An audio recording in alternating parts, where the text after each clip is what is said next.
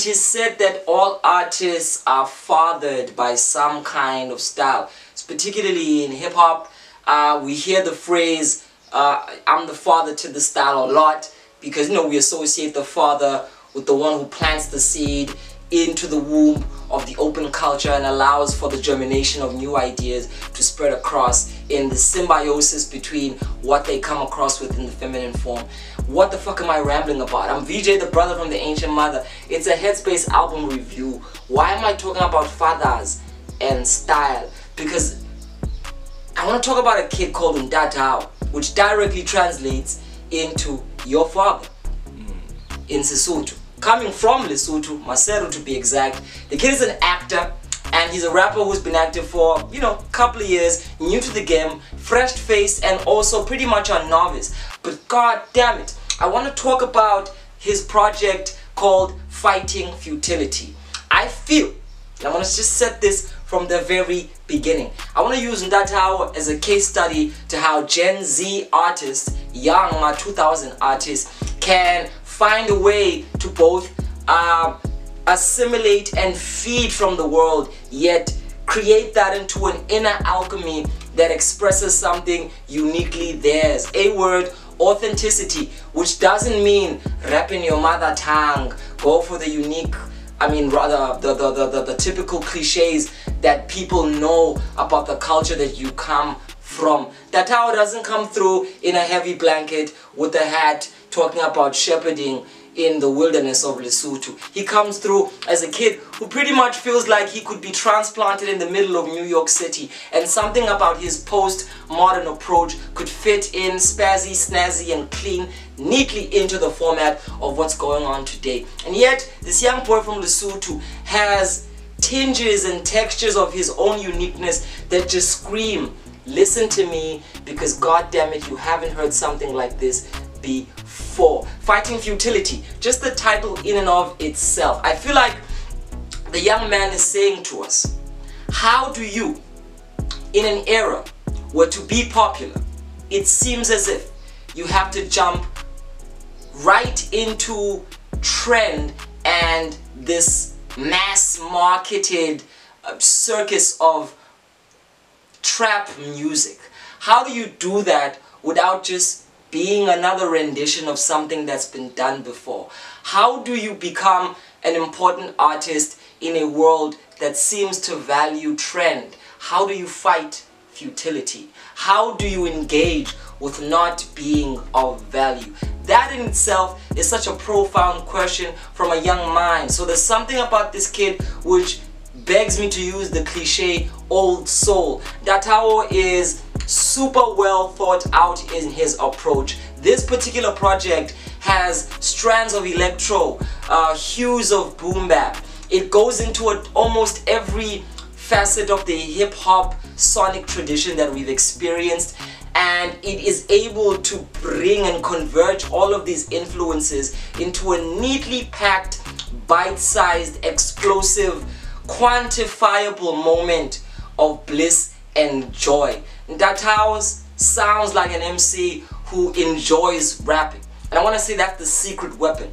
A lot of the times artists in the rap tradition will adopt a voice of a challenger, and they'll be in this place where they're constantly talking to an invisible enemy or an invisible challenger or an invisible whack rapper that they're always talking to, or an invisible hater. But the special artists are the artists who talk to themselves, the artists who bring you into a conversation that isn't necessarily about the audience, but a conversation with self that automatically becomes about everybody else, because don't we all go through fundamentally the same things in different ways? Ntatao has mastered this art at his age. He's a young man who understands how to just talk about the things relevant to him, how to talk about, his gallivanting with girls and trying to find love in the midst of that, while still being lured into this very attractive escapade and adventure of just primarily seeking sex. An artist who, transcends and kind of jumps between South Africa and Lesotho. So he talks about the context of being in a scene which is important but small and minute, as opposed to fitting in this world which is broader but still pretty much suppressed by these colonial tendencies, which is South Africa. And he does all of this in a style and in a fashion that is so easily appetizing. A lyricist extraordinaire with cadences that seem to jump everywhere but seamlessly sound so smooth that you're brought into the foreground to listen to what this kid has to say. Mainly because, again, he's got another secret weapon. Other than just being a rapper who enjoys or sounds like he's enjoying rapping and is not talking to an invisible enemy, but is talking to himself, he also has a vocal secret.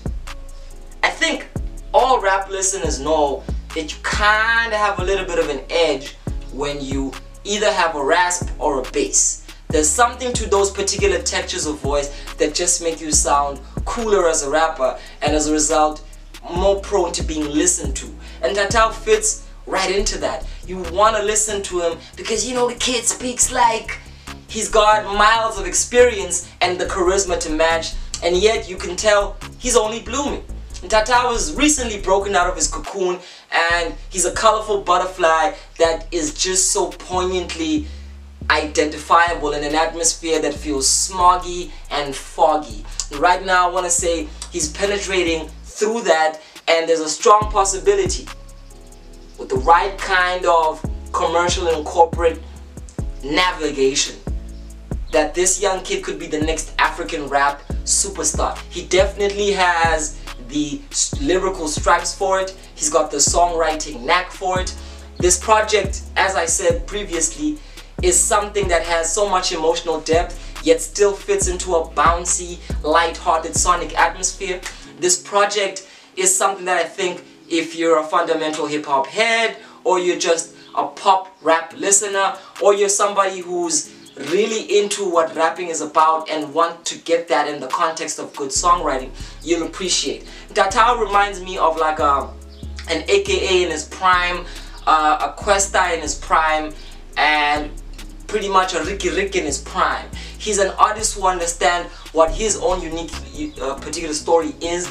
He knows how to learn from the greats yet still find a way to break out into something that he and only he can attribute to himself. Like I said, part of that is the voice, and another aspect of that is how he's able to filter aspects of Sesotho and jump back to English in ways that just make it one and the same thing, proving this very poignant point that I always say all the time, that it isn't necessarily about what language you rap in, it's about what you reference. It's about the world you paint. And Ntatao paints a world that I think is identifiable to a particular African market. If you're from Lesotho, or if you're just chilling in Bram, or if you're right here in GQ, or if you're in East London, or wherever you are, I think if you identify with the Southern African ambience and you're just a part of that, there's no way that this project will not even at the slightest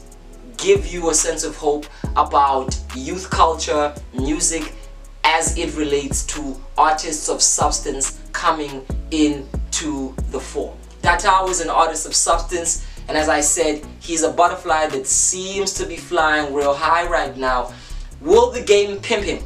In the words of Kendrick Lamar, I don't know. Maybe that's something he's negotiating within himself. Ntatao really is an artist who's definitely aiming for something beyond a niche. He's going for the commercial block, and he's got all of the facets of it, and this is definitely one of the most revitalizing projects that I've listened to this year. I'm gonna give this motherfucking project a 9.5, mainly because this kid is a goddamn prodigy. He is doing things at such a level that at his age, you really are excited to how he matures. And this is, for me, is even better than Nasty C at this point in time. Because with Nasty C, it was really the fascination with this kid is so masterfully American. But with Ntatao, it's just, this kid is so masterful. This kid is so masterfully himself. This kid has understood the subtle nuances of culture, of being true to self, and acknowledging heritage in this place where you want to penetrate into the global space. So I want to appreciate Ntatao for being a proponent of his generation that convinces me that hip-hop is in good hands. African hip-hop is in good hands. Lesotho hip-hop is in good hands. Goddamn, Southern African hip-hop is in good hands. And if we are to export any kind of artists, it's these kind of artists. 9.5 out of 10. VJ, why didn't you give it a full 10? I didn't give it a full 10 because there's room to grow and you can hear it. There is more room to experiment with a sonic texture that is Ntatao's own doing. Right here what he does, he says, I can do me in the context of what you're used to. And goddamn does he really do it. He does it and he does it to death. But you can't stop but think, what is there still to accomplish for this kid? If he's here right now, and this is just a run of a brief stint of mixtapes and EPs, what else is in store? Definitely an artist you should know, definitely a rapper who I feel very optimistic about, but yet again, you can't determine these things. It takes more than talent. It takes a consolidated tactical strategic effort. It takes the right people who understand the vision, and there's a lot of labels right now who seem to understand how to bridge authenticity with global appeal. Shout out to Stay Low in particular. If they're watching this kid, sign him. Somebody just fucking hold on to this boy because he's special. He's super special. Do you agree with me? Don't you agree with me? These are those few instances where this is the hill I'm willing to die on. A star is born, goddammit, and he's your father. Recognize!